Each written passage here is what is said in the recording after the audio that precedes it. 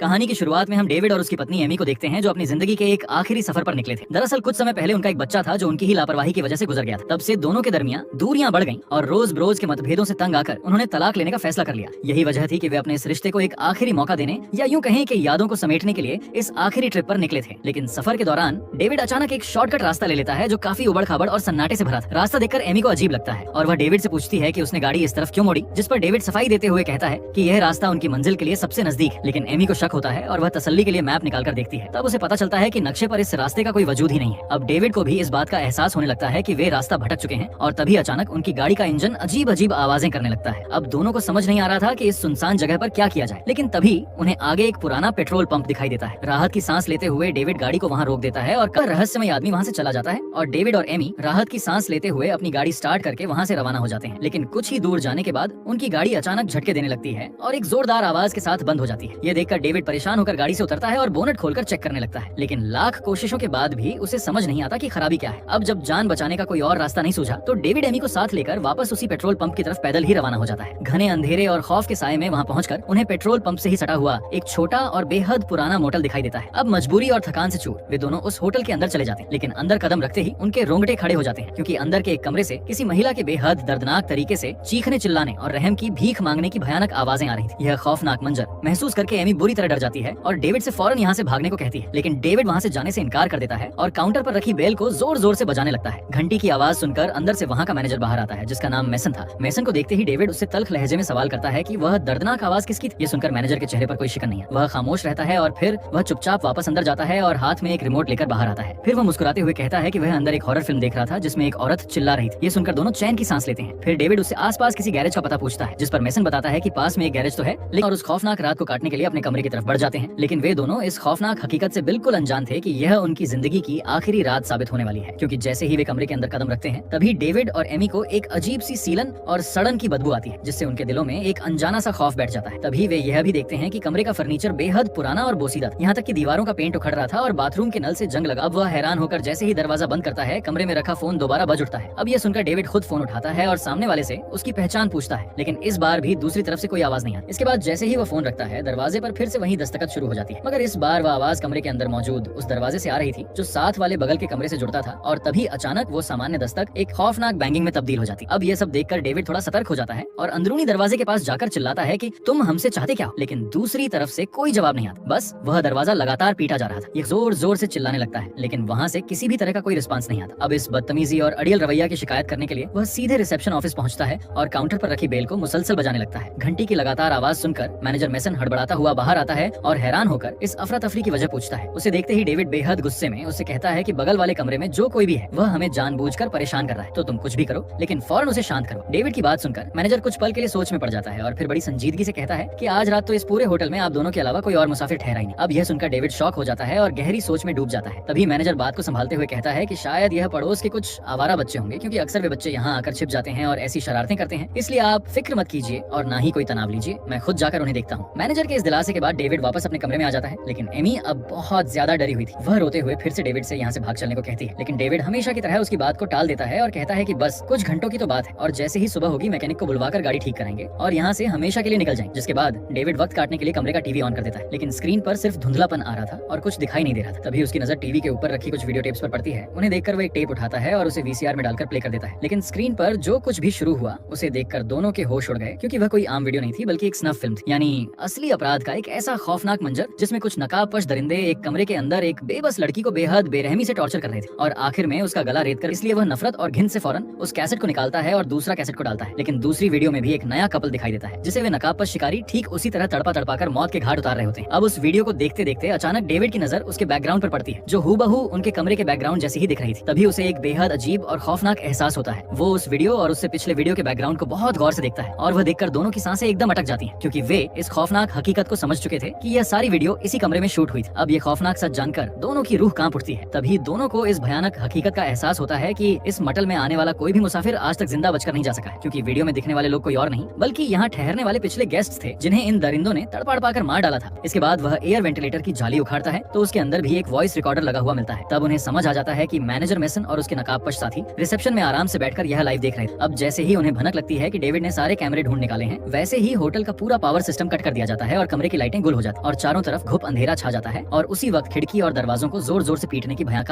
आदमी आकर खड़ा हो जाता है, जिसके चेहरे पर डरावना मास्क और हाथों में नुकीले हथियार थे। लेकिन वे सीधे दरवाजा तोड़कर अंदर नहीं आते और वहाँ से चला जाता है। अब डेविड को समझ आता है कि रास्ते में उनकी कार का खराब होना कोई इत्तेफाका नहीं। वो मैकेनिक जो उन्हें मिला था वह भी इस साजिश का हिस्सा था और उसी ने गाड़ी को इस तरह खराब किया था ताकि वे रात यहाँ रुकने के लिए मजबूर हो जाएं। अब यह सब समझकर डेविड फौरन एमी का हाथ पकड़ता है और दोनों कमरे से बाहर भाग निकलते हैं। वे सोच रहे थे कि यहाँ से भागकर किसी तरह पुलिस को फोन करें, लेकिन तभी अचानक उनके सामने वही मास्क पहने लोग आ जाते हैं और उन्हें चारों तरफ से घेर लेते। अब बाहर निकलने के सारे रास्ते बंद हो चुके थे क्योंकि वे नकाब पर शिकारी डेविड और एमी को वापस कमरे की तरफ धकेल रहे थे। चारों तरफ मौत का साया था और उनके पास बचने का कोई और चारा नहीं था, इसलिए वे जान बचाकर वापस उसी खौफनाक कमरे में आकर खुद को बंद कर लेते हैं। डेविड को अब इस बात का एहसास हो चुका था कि वे यहाँ ज्यादा देर तक महफूज नहीं है, इसलिए वह कमरे के हर कोने की तलाशी लेता है ताकि कहीं से उन्हें कोई ऐसा हथियार मिल जाए जिससे वे अपनी आत्मरक्षा कर सके। लेकिन काफी ढूंढने के बाद भी उन्हें कुछ नहीं मिलता और आखिर में डेविड बाथरूम की मोटल के अलग अलग हिस्सों तक जाती है, जिसके बाद डेविड एमी को अपना बनाया हुआ एक प्लान बताता है कि वे कैसे इस सुरंग के जरिए यहाँ से साफ बचकर भाग सकते हैं। लेकिन तभी अचानक उन्हें बाहर किसी भारी ट्रक के आने की आवाज सुनाई देती है। ये आवाज सुनते ही दोनों तुरंत कमरे की खिड़की की तरफ भागते हैं, जहाँ देखने पर उन्हें एक अजनबी ट्रक ड्राइवर दिखाई देता है जो अपनी गाड़ी खड़ी करके वहाँ किसी का इंतजार कर रहा है। अब मदद की उम्मीद में वे दोनों उस ट्रक ड्राइवर का ध्यान खींचने के लिए खिड़की के शीशे को जोर जोर से पीटने लगते हैं। लेकिन उनकी बदकिस्मती देखिए, वह ट्रक ड्राइवर भी इस खौफनाक खेल का एक हिस्सा था, यानी वह वहाँ किसी की मदद करने नहीं बल्कि मैनेजर मेसन से उन टॉर्चर टेप्स का नया बॉक्स खरीदने आया था। अब वे पूरी तरह निराश होकर सोच में पड़ जाते हैं कि आगे क्या करें। लेकिन तभी डेविड और एमी देखते हैं कि कुछ नकाबपोश शिकारी उनके कमरे के दरवाजे की तरफ बढ़ रहे हैं। अब उनके पास बचने का कोई और चारा नहीं था, इसलिए वे तुरंत पीछे हटते हैं और बाथरूम के रास्ते उसी पतली सुरंग के अंदर उतर जाते हैं। लेकिन सुरंग के अंदर का माहौल बेहद घिनौना और खौफनाक, क्योंकि चारों तरफ रेंगते हुए कीड़े, चूहे और दम घोंटने वाली अजीब सी घुटन। लेकिन वे दोनों हार नहीं मानते और किसी तरह रेंगते हुए सुरंग के रास्ते आगे बढ़ते हैं और सीधे रिसेप्शन ऑफिस के ठीक नीचे पहुंच जाते हैं। वहाँ जमीन की दरारों से वे देखते हैं कि ऑफिस के अंदर कई स्क्रीन्स पर वही टॉर्चर वीडियो चल रहे हैं और उस वक्त वहाँ कोई नहीं था, इसलिए वे दोनों ऊपर आते हैं और मदद के लिए किसी साधन को ढूंढने की कोशिश करते हैं। तभी एमी की नजर पास के टेबल पर रखे एक लैंडलाइन टेलीफोन पर पड़ती है। ये देखकर वह बिना वक्त गंवाए तुरंत पुलिस का नंबर डायल कर देती है। लेकिन इससे पहले कि वह पुलिस वाले से अपनी पूरी बात कह पाती, उन्हें बाहर से मैनेजर मेसन के आने के कदमों की आहट सुनाई देती है। इसीलिए एमी तुरंत फोन का रिसीवर वहीं छोड़ती है और वे दोनों वापस उसी सुरंग में कूद जाते हैं। अब ऑफिस के अंदर पहुंचकर मेसन जब मॉनिटर्स में देखता है तो उसे डेविड और एमी कहीं नजर नहीं आते, तो वह गुस्से से पागल हो जाता है। तभी मेसन की नजर काउंटर पर पड़े उस फोन पर पड़ती है जिसके रिसीवर से अभी भी एक पुलिस वाले की आवाज आ रही थी। मेसन तुरंत माजरा समझ जाता है कि वे दोनों इसी सुरंग के जाल में कहीं छिपे हैं, इसलिए वह सबसे पहले फोन की केबल खींचकर उसे अपनी जेब में डालता है। फिर वह अपने एक साथी को दफ्तर की तरफ से सुरंग के अंदर भेजता है और दूसरे साथी को डेविड के कमरे वाले बाथरूम के रास्ते सुरंग में उतार देता है ताकि डेविड और एमी दोनों तरफ से बीच में ही फंस जाए। लेकिन सुरंगों का यह जाल जमीन के नीचे कई हिस्सों में बटा हुआ है, इसलिए डेविड और एमी इस बार एक दूसरा रास्ता चुनते हैं और सीधे मोटल के गैरेज के अंदर जा निकलते हैं। अंदर पहुंचते ही वे सुरंग के उस मुहाने को वहाँ पड़े भारी सामान और कबाड़ से पूरी तरह ब्लॉक कर देते हैं ताकि कोई पीछे से ना आ सके। इसके बाद वे राहत की एक ठंडी सांस लेते हैं और कुछ देर तक वहीं छुपे रहते हैं। लेकिन तभी उन्हें दूर से पुलिस के सायरन की आवाज सुनाई देती है। ये सुनकर जब वे गैरेज की खिड़की से बाहर झांकते हैं तो सचमुच वहाँ पुलिस की एक गाड़ी आकर रुकी हुई दिखाई देती है। लेकिन इस बार वे तुरंत बाहर भागकर मदद नहीं मांगते, क्योंकि उनके मन में एक गहरा शक पैदा हो चुका था कि कहीं यह पुलिस वाला भी इस मोटल के खूनी गिरोह के षड्यंत्र में शामिल ना हो। इसलिए वे अपनी जान जोखिम में ना डालते हुए कुछ देर और छिपकर उस पुलिस वाले की हरकतों पर नजर रखने का फैसला करते हैं। तब वह पुलिस वाला मैनेजर मेसन से मिलता है और उस लैंडलाइन फोन से किए गए कॉल के बारे में पूछता है, क्योंकि एमी ने फोन पर कम से कम इतना तो बता ही दिया था कि वे बेहद खतरे में हैं। लेकिन शातिर मैनेजर सरासर झूठ बोलते हुए कहता है कि यहाँ पिछले 3 दिन से कोई भी टूरिस्ट नहीं आया है, तो यहाँ से कॉल आने का तो कोई सवाल ही पैदा नहीं होता। लेकिन शेरफ को अच्छे से पता था कि वह कॉल इसी होटल से आया था, इसलिए वह होटल की जांच करने लगता है। फिर जब वह मैनेजर को एक कमरे को खोलने के लिए कहता है तो मेसन बहाना बनाते हुए कहता है कि वह कमरे की चाबी ऑफिस में ही भूल गया है, तो वह यह बोलकर उसे लेने के लिए चला जाता है। लेकिन जैसे ही शरीफ दरवाजे को खुद धकेलता है तो वह रूम बिना चाबी के ही आराम से खुल जाता है। अब अंदर जाकर वह कमरे की तलाशी लेता है, लेकिन शुरुआत में उसे कोई सुराग नहीं मिलता। फिर वह जैसे ही बाथरूम में जाता है उसे वह खुली हुई सुरंग मिल जाती है जिसमें से डेविड और उसकी पत्नी वहाँ से भाग निकले थे। तभी उसकी नजर वहाँ पड़े वीडियो टेप्स पर पड़ती है जिन्हें देखकर उसके होश उड़ जाते हैं। अब यह सब देखकर वह समझ जाता है कि जरूर यहाँ कोई घिनौना और खूनी खेल चल रहा है, इसीलिए वह तुरंत कमरे से बाहर निकलकर अपनी गाड़ी की तरफ भागता। गैरेज में छिपे डेविड और एमी जब उस घबराए हुए शेरफ को कमरे से बाहर निकलते हुए देखते हैं तो उन्हें यकीन हो जाता है कि यह पुलिस वाला मोटल के हथियारों के साथ मिला हुआ नहीं है, इसलिए वे तुरंत गैरेज से बाहर आते हैं और शेरफ को अपनी पूरी कहानी आप बीती सुनाते हैं। ये सुनकर शेरफ उन्हें अपनी गाड़ी में बैठने को कहता है, लेकिन जैसे ही वह गाड़ी स्टार्ट करने की कोशिश करता है गाड़ी स्टार्ट नहीं होती, इसलिए शेरफ गाड़ी से बाहर उतरता है और चेक करने के लिए गाड़ी का बोनेट उठाता है। फिर जैसे ही वह बोनेट को नीचे करता है एमी और डेविड देखते हैं कि ठीक शेरफ के पीछे वही नकाबपोश कातिल खड़ा है। अब इससे पहले कि शेरफ कुछ समझ पाता, वो नकाबपोश आदमी बेहद बेरहमी से उसकी पीठ में चाकू घोंप देता है, जिसे देखकर दोनों दहल जाते हैं और अपनी जान बचाने के लिए तुरंत गाड़ी से निकलकर वापस अपने कमरे की तरफ लौट जाते हैं। अब डेविड को समझ आ जाता है कि आज की रात उनकी मौत पक्की है, इसलिए वह तुरंत बाथरूम की तरफ भागता है और वहाँ की खिड़की के शीशे को तोड़ देता है। लेकिन वो खिड़की इतनी बड़ी नहीं थी कि वे दोनों उसमें से निकलकर भाग सके। तभी वह देखता है कि वे तीनों कातिल इस वक्त पुलिस की गाड़ी को ठिकाने लगाने में मशरूफ, इसलिए वह एक प्लान बनाता है कि वह किसी तरह मैनेजर के ऑफिस में घुस जाए और वहाँ दीवार पर टंगी बंदूक उठा लाए। लेकिन इस खतरनाक मिशन पर निकलने से पहले वह एमी की हिफाजत के बारे में सोचता है। तभी उसे एक तरकीब सूझती है। वह पहले एमी के कपड़ों का एक टुकड़ा फाड़कर टूटी हुई खिड़की पर अटका देता है ताकि कातिलों को लगे कि एमी यहाँ से बाहर भाग चुकी है। इसके बाद वो एमी को छत के पास बने एक छोटे से वेंटिलेशन शेड के अंदर आते हुए जमीन पर गिर पड़ता है। तभी वहाँ मैनेजर मेसन अपने हाथ में कैमरा ली पहुंचता है और तड़पते हुए डेविड की मौत का लाइव वीडियो शूट करने लगता है। तभी एमी ऊपर से यह सब साफ देख रही होती है, लेकिन अपने दिल पर पत्थर रखकर वो किसी तरह अपनी चीख को दबाती है। अब कातिल डेविड को मरा हुआ समझकर वे सब एमी को ढूंढने के लिए कमरे के अंदर दाखिल होते हैं, लेकिन तभी बाथरूम की खिड़की पर एमी के कपड़े का फटा हुआ टुकड़ा देखकर उन्हें यकीन हो जाता है कि वह यहाँ से भाग निकली। अपनी इस गलतफहमी के कारण वे तीनों एमी की तलाश में बाहर जंगलों की तरफ निकल जाते हैं। पूरी रात खौफ के साए में गुजारने के बाद सुबह होने पर एमी हौसला करके वेंटिलेशन शेड से नीचे उतरती है। वो रोती हुई धीरे धीरे डेविड के बेजान दोनों कातिल गाड़ी के नीचे कुचलकर तड़प तड़प कर मर जाते हैं, लेकिन एमी की किस्मत अच्छी थी कि वह इस हादसे में जिंदा बच जाती है। अब वह किसी तरह चोटिल हालत में कार से बाहर निकलती है और मैनेजर के ऑफिस की तरफ बढ़ती है, जहाँ दीवार पर 2 बंदूकें टंगी थी। ये देखकर वह जैसे ही बंदूक निकालने की कोशिश करती है, तभी मैनेजर मेसन वहाँ पहुँच जाता है और एमी को जोरदार धक्का मारकर उस पर मुक्कों की बरसात करने लगता है। लेकिन तभी एमी अपनी आखिरी ताकत समेटती है और मैनेजर के पैरों के बीच एक जोरदार लात मारती है, जिसकी वजह से मैनेजर गुस्से से पागल हो जाता है।